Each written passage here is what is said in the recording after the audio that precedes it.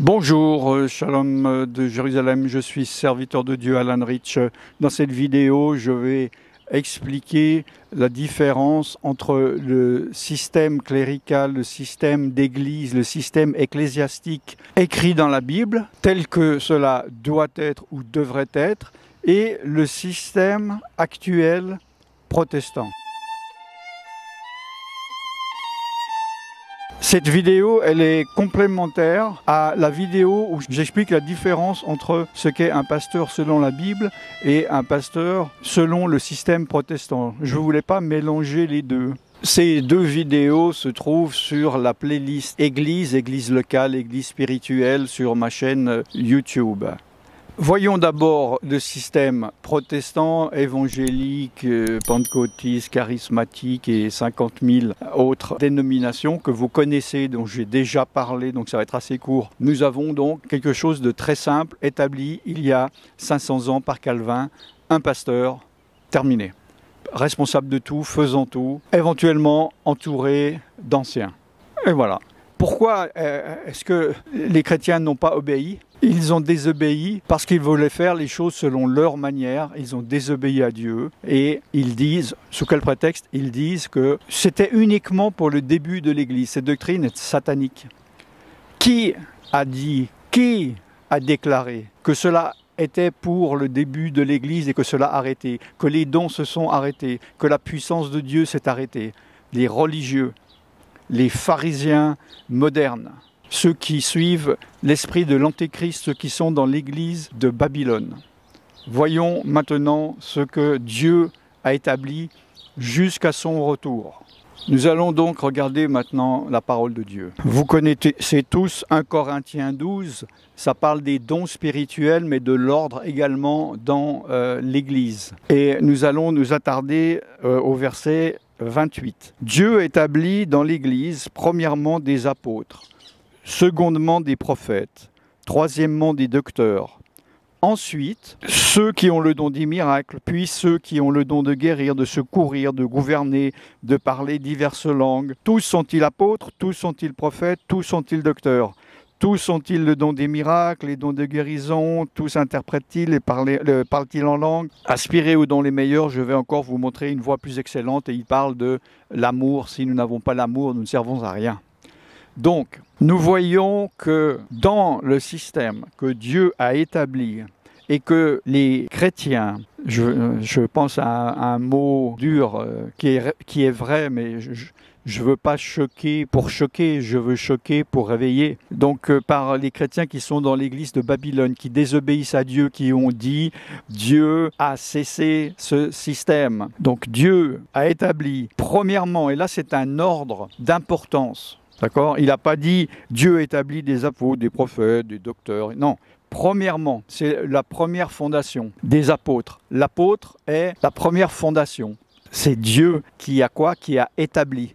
Il n'a pas dit, oui, ben celui qui veut être apôtre soit apôtre, et puis qui se nomme sous ce titre, qu'il aille dans une école biblique 3 ans, qui dit je choisis apôtre, et vous ouvrez une église. C'est Dieu qui établit.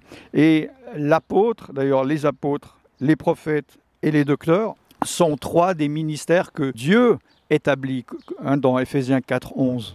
C'est Dieu qui établit. J'insiste, on ne choisit pas de devenir apôtre. C'est Dieu qui établit. Ce n'est pas un choix de l'homme. Dieu établit un ministère en donnant une onction, en donnant des capacités par rapport également à une personnalité. Et c'est le choix de Dieu. Donc Dieu établit premièrement un apôtre que Dieu lui-même a établi. Cet apôtre, pour ceux qui sont dans l'église de Babylone, dans l'église moderne, qui vont suivre l'Antéchrist, qui sont dans l'écuménisme, ils disent qu'il n'y a plus d'apôtres. Pourquoi ? Ah, parce que l'apôtre, on voit que dans la Bible, ce sont ceux qui établissaient des églises. Mais maintenant, il y a des églises partout, donc il n'y a plus un d'apôtres. Que Dieu vienne en aide. Quelle ignorance! Alors oui, l'apôtre est celui qui fonde, mais il ne fait pas que ça. C'est comme si vous dites, oui, un cuisinier, c'est celui qui fait des œufs au plat. Et quoi d'autre? Non, non, il fait des œufs au plat. Et imaginons, il n'y a plus d'œufs maintenant, donc il n'y a plus de cuisinier. Non, Et il y a toujours, pour votre information, des églises à être établies. Mais le ministère d'apôtre, si vous voulez, je ferai une vidéo là-dessus, c'est aussi, je sais pas, diriger, c'est orchestrer, c'est mettre de l'ordre. C'est vraiment la fondation principale. C'est ce que fait un, entre guillemets, pasteur, mais qui devrait, mais qui ne le fait pas dans l'église moderne, puisque ils désobéissent à Dieu, ce n'est qu'un titre, n'importe qui peut s'établir pasteur. Bon, je ne vais pas rentrer là-dedans. Deuxièmement, les prophètes. Un prophète, c'est de nouveau un ministère. Et un prophète, ce n'est pas comme beaucoup de personnes pensent, uniquement celui qui parle des choses à venir qui n'existent pas encore. Hein? On dit souvent, celui qui prophétise, il parle des choses à venir. Oui, mais ce n'est pas que ça. Il parle aussi des choses intérieures, des révélations profondes de Dieu, de l'Esprit de Dieu. Et c'est Dieu qui établit. Il n'y a plus de personnes qui n'ont pas ce don, ce n'est pas un don, ce ministère. Donc l'Église moderne, évidemment qu'elle est morte, puisque eux disent il n'y a plus de prophètes. Donc le prophète est en deuxième position derrière l'apôtre. Troisième position, troisième niveau, c'est... Alors, là, c'est traduit en français docteur, et beaucoup de personnes me disent des docteurs. Qu'est-ce que c'est qu'un docteur? Ce sont les enseignants. Donc, c'est, j'allais dire opposément, on va mal me comprendre, c'est très complémentaire à prophète. Parce que l'enseignant, il creuse la parole de Dieu, il établit des fondations sur la compréhension des choses de Dieu, d'accord? Des choses existantes. Alors que le prophète fait venir des choses nouvelles. Théoriquement, dans l'Église moderne, c'est le pasteur qui fait tout, qui prêche le dimanche, qui va donner des enseignements, mais il n'est pas enseignant. Ce n'est pas en tant que ministère, puisqu'il n'y croit même plus au ministère. Je vais vous donner un exemple terrible, mais terrible. Il y a quelques années, il y a une dizaine d'années, un an ou plus maintenant, il y a 15 ans, je travaillais dans une assemblée et ils étaient affiliés au réseau évangélique et ils ont organisé à plusieurs églises une grande week-end, une semaine d'évangélisation. Et moi, je faisais partie de la pastorale, je représentais mon assemblée. Et il y avait tous les grands pontes de la région et ils devaient choisir la personne qui allait venir prêcher pour l'évangélisation. Et il disait, oh, tel pasteur, ou tel pasteur, il est connu. Et moi, à un moment donné, j'ai dit, mais c'est un évangéliste qui doit évangéliser. D'accord? L'évangéliste, pas quelqu'un d'évangélique, mais un des 5 ministères de Ephésiens 4:11. C'est celui qui a le ministère d'évangéliste qui évangélise. C'est celui qui a le ministère de prophète qui prophétise. Et il me dit, non, mais le responsable pastoral de la région me dit, ah, mais les évangélistes, ça n'existe plus, monsieur.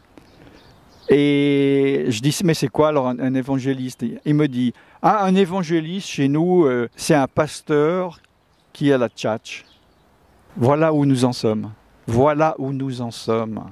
Ça doit être pour eux un pasteur établi dans leur système religieux et puis qui a la tchatch, quoi. Parce qu'il y a des pasteurs, ils sont là, mes chers frères, voilà, il y a des gens qui ont une personnalité, on dit quoi, de tension, bon. Et il y a des gens qui sont comme ça, avenants, alors on dit, ouais, alors toi, tu seras l'évangéliste. Nous en sommes là.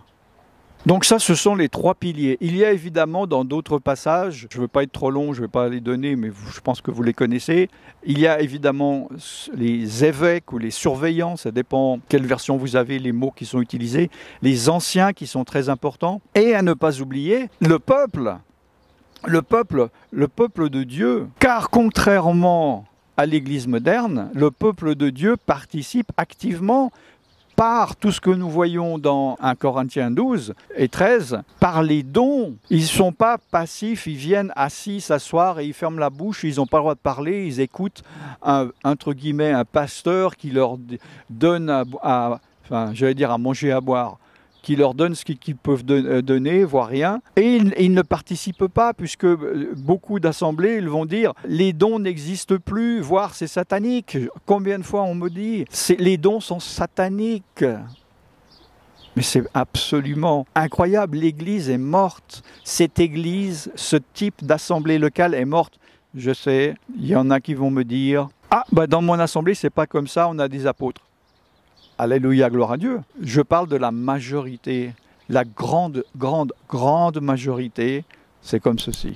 Voici donc, en gros, dans les grandes lignes, le sujet de cette vidéo. N'oubliez pas d'aller voir l'autre vidéo complémentaire sur le pasteur et tous les enseignements sur l'Église en général locale, la bonne et la mauvaise, sur ma playlist Église. Je suis serviteur de Dieu Alain Rich depuis Jérusalem et je vous bénis dans le nom tout-puissant de Yeshua Jésus. Shalom.